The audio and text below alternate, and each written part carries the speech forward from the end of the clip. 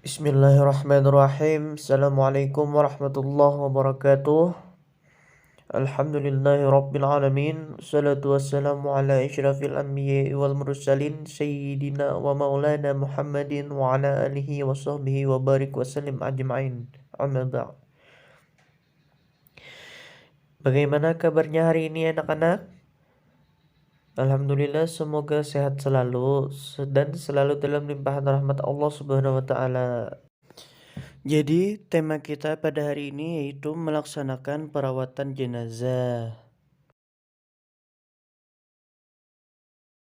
Oke, sebelum masuk pembelajaran pada hari ini, Bapak akan menjelaskan tujuan pembelajaran, yang dimana setelah pembelajaran ini siswa dapat pertama menerapkan penyelenggaraan jenazah sesuai dengan ketentuan syariat Islam. Kedua, menunjukkan sikap tanggung jawab dan kerjasama dalam penyelenggaraan jenazah di masyarakat. Kemudian ketiga, menganalisis pelaksanaan penyelenggaraan jenazah. Selanjutnya yang keempat yaitu menyajikan prosedur penyelenggaraan jenazah. Pada dasarnya, kematian adalah hal pasti yang akan dialami oleh semua makhluk hidup, tidak terkecuali manusia. Allah berfirman dalam surah Ali Imran ayat 165 yang artinya yaitu tiap-tiap yang berjiwa akan merasakan mati dan sesungguhnya pada hari kiamat sajalah disempurnakan pahalamu. Barang siapa dijauhkan dari neraka dan dimasukkan ke dalam surga, maka sungguh ia telah beruntung. Kehidupan dunia itu tidak lain hanyalah kesenangan yang memperdayakan. Jika kematian terjadi, maka akan ada kewajiban bagi yang masih hidup. Kewajiban yang dimaksud adalah perawatan jenazah atau pengurusan jenazah. Dalam Islam, perawatan jenazah meliputi memandikan, mengkafani, menyalatkan, dan menguburkan. Kemudian, langkah atau tindakan yang harus dilakukan atau dilaksanakan pada saat kematian itu sudah terjadi, yaitu yang pertama, segera mengatupkan atau memejamkan matanya, karena saat ruh sudah dicabut, mata jenazah mengikuti arahnya. Kemudian, kedua, melenturkan persendiannya agar tidak menjadi kaku dan keras. Selanjutnya yang ketiga, menanggalkan pakaian dan perhiasannya dan diganti dengan pakaian yang menutupi dan melindungi seluruh tubuhnya. Yang keempat, membetulkan letak anggota tubuhnya serta membujurkannya ke arah kiblat. Kemudian yang kelima, menyegerakan seluruh proses pengurusan jenazah. Dan yang keenam, membayarkan utang-utangnya. Selanjutnya yaitu memandikan jenazah. Memandikan jenazah adalah membersihkan tubuh jenazah dari segala kotoran dan najis. Memandikan jenazah merupakan tata cara pengurusan jenazah yang pertama kali dilakukan sebelum pengurusan yang lain. Syarat jenazah yang dimandikan yaitu ada 3. Yang pertama, beragama Islam. Kemudian yang kedua, didapati tubuhnya walaupun hanya sebagian. Kemudian yang ketiga, bukan karena mati syahid atau mati dalam peperangan dalam pembelaan Islam. Selanjutnya, syarat orang yang memandikan jenazah adalah muslim, berakal, baligh. Kemudian yang kedua, berniat memandikan jenazah. Yang ketiga, kepribadiannya jujur dan saleh. Yang keempat, terpercaya, amanah, dan mengetahui hukum memandikan mayat serta dapat menjaga ayat jenazah. Kemudian yang terakhir, yang kelima, yaitu jenis kelamin sama. Jenazah laki-laki dimandikan oleh laki-laki dan jenazah perempuan dimandikan oleh perempuan kecuali suami istri atau mahramnya. Selanjutnya, dalam memandikan jenazah ini ada beberapa hal yang perlu dipersiapkan, yaitu yang pertama tempat mandi, kemudian air bersih, sidir atau bidara, kemudian sabun mandi, sarung tangan, sedikit kapas, dan air kapur barus. Kemudian, tata cara memandikan jenazah, yaitu yang pertama, jenazah dibaringkan di balai atau tempat lain yang memiliki standar. Hindari terkena hujan, sinar matahari, dan tertutup. Kemudian yang kedua, diperintahkan menutupi mayit dengan pakaian yang melindungi seluruh tubuhnya agar auratnya tidak terlihat. Kemudian yang ketiga, pihak yang memandikan memakai sarung tangan. Dan air yang digunakan untuk memandikan mayit adalah air suci dan disunahkan mencampurnya dengan daun sidir atau bidara atau larutan kapur barus. Kemudian yang keempat, menyiram air ke seluruh badan secara merata dari kepala sampai ke kaki. Disunahkan 3 kali atau lebih dengan mendahulukan anggota badan sebelah kanan lalu bagian sebelah kiri. Kemudian yang kelima, bersihkan giginya, lubang hidung, lubang telinga, celah ketiaknya, celah jari tangan, dan kaki serta rambutnya. Kemudian yang keenam yaitu membersihkan kotoran dan najis yang melekat pada anggota badan jenazah, khususnya di bagian perut dengan cara menekan bagian bawah perut dan bersamaan dengan itu angkatlah sedikit bagian kepala dan badan sehingga kotoran yang ada di dalamnya dapat keluar. Kemudian yang kedelapan, yang ketujuh, mewudukan jenazah sebagaimana wudhu akan salat setelah semuanya bersih. Kemudian yang delapan terakhir disirami dengan larutan kapur barus dan harum-haruman. Nah, jadi yang dimaksud sidir atau bidara itu jika dikucek maka akan keluar buih atau busanya berfungsi sebagai sampo untuk menetralisir bau. Setelah 2 jam dari kematian, maka mayat sudah memulai proses pembusukan. Nah, jadi setelah memandikan jenazah yaitu mengkafani jenazah. Mengkafani jenazah adalah menutupi atau membungkus jenazah dengan sesuatu yang dapat menutupi tubuhnya, walau hanya sehelai kain dari ujung rambut sampai ujung kaki, meskipun para ahli fikih memilihnya antara batas minimal dan batas sempurna. Dan kain kafan yang dipergunakan hendaknya berwarna putih dan diberi wewangian. Bila mengkafani lebih dari ketentuan batas, maka hukumnya adalah makruh, sebab dianggap berlebihan. Kemudian batas minimal mengkafani jenazah, baik laki-laki maupun perempuan, adalah selembar kain yang dapat menutupi seluruh tubuh jenazah. Sedangkan batas sempurna bagi jenazah laki-laki adalah 3 lapis kain kafan.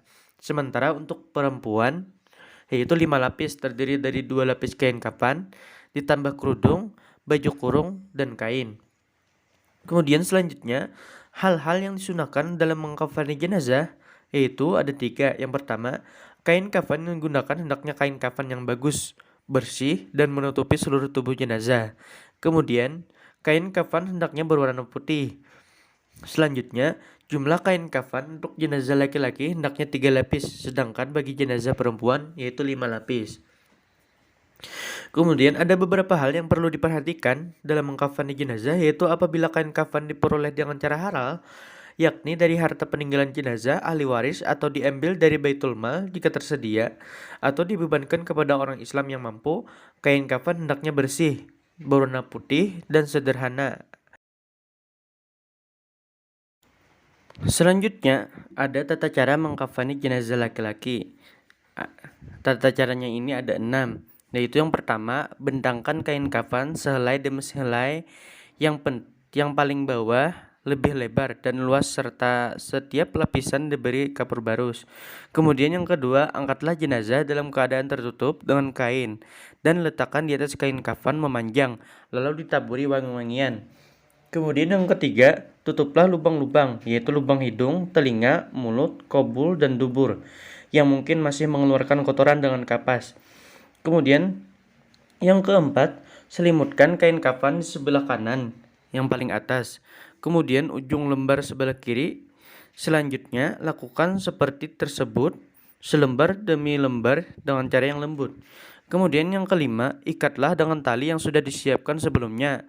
Di bawah kain kafan 3 atau 5 ikatan. Kemudian, jika kain kafan tidak cukup menutupi seluruh badan jenazah, maka tutuplah bagian kepalanya dan bagian kakinya boleh terbuka. Namun, tutup dengan daun kayu, rumput, atau kertas. Jika tidak ada kain kafan, kecuali sekedar menutup aurat, tutuplah dengan apa saja yang ada. Selanjutnya itu ada ketentuan kain kafan jenazah perempuan yang terdiri dari 5 lembar kain, yaitu urutannya sebagai berikut. Yang pertama yaitu lembar pertama untuk menutupi seluruh badan. Yang kedua yaitu lembar kedua sebagai kerudung kepala. Kemudian yang ketiga, lembar ketiga sebagai baju kurung. Kemudian yang keempat, lembar keempat menutupi pinggang hingga kaki. Kemudian lembar kelima menutupi pinggul dan paha. Kemudian adapun tata cara mengkafani jenazah perempuan adalah sebagai berikut, yaitu yang pertama, susun kain kafan yang sudah dipotong-potong untuk masing-masing bagian dengan tertib.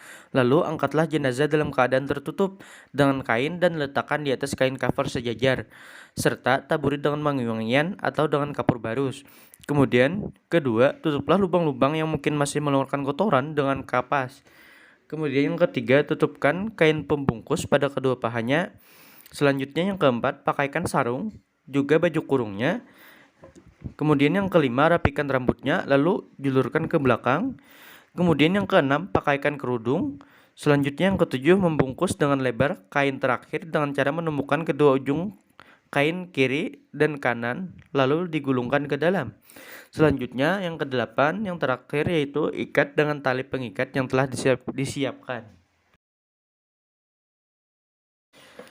Nah, jadi setelah mengkafani jenazah, kemudian selanjutnya mensalatkan jenazah. Hukum salat jenazah adalah fardu kifayah. Artinya, jika dalam suatu wilayah tidak ada seorang pun yang menyelenggarakan salat jenazah, maka seluruh penduduknya di wilayah itu akan menanggung dosa. Akan tetapi, jika ada beberapa orang saja menyelenggarakannya, maka penduduk yang lainnya bebas dari kewajiban itu. Salat jenazah disunahkan untuk dilaksanakan secara berjamaah atau dalam 3 saf atau 3 baris. Kemudian ada syarat salat jenazah.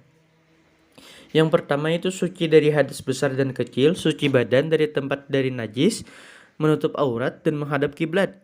Kemudian yang kedua, jika jenazah laki-laki, posisi imam berdiri sejajar dengan kepalanya.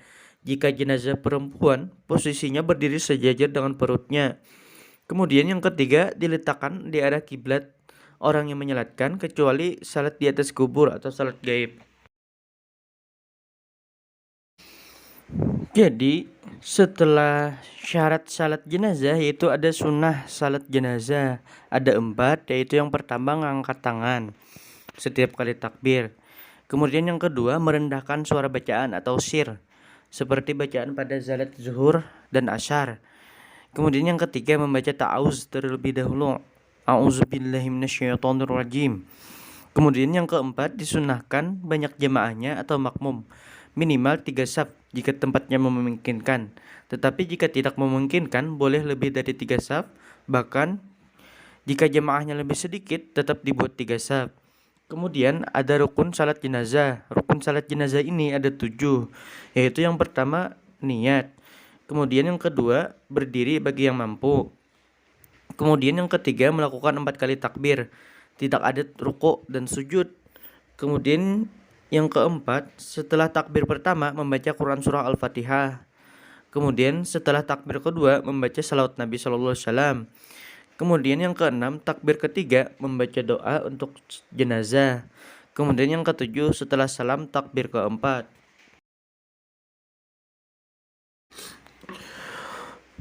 Kemudian ada tata cara pelaksanaan salat jenazah, yaitu sebagai berikut. Jenazah diletakkan di depan jemaah. Jika mayatnya laki-laki, imam berdiri di dekat kepala jenazah. Jika mayatnya perempuan, imam berdiri di dekat perut jenazah. Kemudian imam berdiri paling depan, diikuti oleh makmum. Jika yang mensalati sedikit, usahakan buat 3 saf atau 3 baris. Kemudian mula-mula jemaah berdiri dengan berniat melakukan salat jenazah dengan 4 takbir. Niatnya ada yang dibaca dalam hati, ada yang dilafalkan. Apabila dilafalkan, maka bacaannya sebagai berikut, yaitu usolli ala hazal mayyiti arba'a takbirati fardal kifayati ma'muman lillahi ta'ala. Yang artinya yaitu aku berniat salat atas jenazah ini 4 takbir fardu kifayah sebagai makmum karena Allah Ta'ala. Kemudian takbir pertama yaitu takbiratul ihram, dan selanjutnya membaca surat Al-Fatihah. Kemudian takbir kedua dan selanjutnya yaitu membaca salat atas Nabi Muhammad SAW, yaitu Allahumma salli ala Sayyidina Muhammad. Ya Allah, limpahkanlah salawat kepada Nabi Muhammad dan keluarga Nabi Muhammad. Kemudian takbir yang ketiga, membaca doa untuk jenazah. Bacaan doa bagi jenazah yaitu sebagai berikut. Allahumma ghfir lahu warhamhu wa'afihi wa'fu anhu. Kalau Perempuan jenazahnya Allahumma ighfir laha warhamha wa'afiha wa'fu anha. Yang artinya itu, ya Allah, ampunilah ia, kasihanilah ia, sejahterakan ia, dan maafkanlah kesalahannya. Kemudian takbir yang keempat lanjutkan dengan membaca doa, yaitu sebagai berikut. Allahumma la tahrimna ajrahu wa la taftina ba'dahu waghfir lana walahu. Dan untuk perempuan, bacaan doanya Allahumma la tahrimna ajraha wa la taftina ba'daha waghfir lana walaha. Ya artinya itu, ya Allah, janganlah engkau menjadikan kami penghalang dari mendapatkan pahalanya, dan janganlah engkau beri kami fitnah sepeninggalnya, dan ampunilah kami dan dia. Kemudian membaca salam sambil menoleh ke kiri dan ke kanan. Nah, jadi setelah mensalatkan jenazah, yaitu ada menguburkan jenazah. Menguburkan jenazah adalah memasukkan jenazah ke liang lahat dan merupakan tugas terakhir bagi muslim yang masih hidup. Jenazah hendaknya segera dikubur atau dimakamkan. Kemudian ada sunnah menguburkan, ada 5, yaitu yang pertama menyegerakan atau mengusung atau membawa jenazah ke pemakaman tanpa harus tergesa-gesa. Kemudian yang kedua, penggiring tidak dibenarkan duduk sebelum jenazah diletakkan. Kemudian yang ketiga, disunahkan menggali kubur secara dalam agar jasad jenazah terjaga dan dari jangkauan binatang buas, atau agar baunya tidak merebak keluar. Kemudian yang keempat, lubang kubur yang dilengkapi liang lahat atau jenazah muslim, bukan syak atau jenazah non-muslim. Syak adalah liang yang dibuat khusus di dasar kubur pada bagian tengahnya. Kemudian yang kelima, disunahkan memasukkan jenazah ke liang lahat dari arah kiri kuburan, lalu diturunkan ke dalam liang lahat secara perlahan. Kemudian setelah jenazah diletakkan dalam rongga atau liang lahat dan tali temali selain kepala dan kaki dilepas, maka rongga liang lahat atau liang kubur tersebut ditutup dengan papan atau kayu atau bambu dari atasnya, agak menyamping atau miring. Setelah itu, keluarga terdekat memulai menimbun kubur dengan memasukkan 3 genggaman tanah yang telah dilanjutkan penimbunan sampai selesai. Kemudian hendaklah meninggikan makam kira-kira sejengkal sebagai tanda agar tidak dilanggar kehormatannya. Kemudian ditaburi dengan bunga sebagai tanda sebuah makam dan diperciki air yang harum dan wangi. Kemudian setelah selesai penguburan diakhiri dengan doa yang isinya antara lain memohon ampunan, rahmat, keselamatan, dan keteguhan dalam menjawab beberapa pertanyaan dari malaikat Mungkar dan Nakir. Nah, jadi itu penjelasan dari Bapak. Oke, selanjutnya Bapak akan memberikan tugas di Google Classroom. Jadi silakan kerjakan kalian. Kemudian dikumpulkan pada hari ini paling lambat jam 12 siang. Nah, jadi jam 12 siang paling lambat. Nah, jadi sekian penjelasan dari Bapak. Ihdinas siratal mustaqim. Wassalamualaikum warahmatullahi wabarakatuh.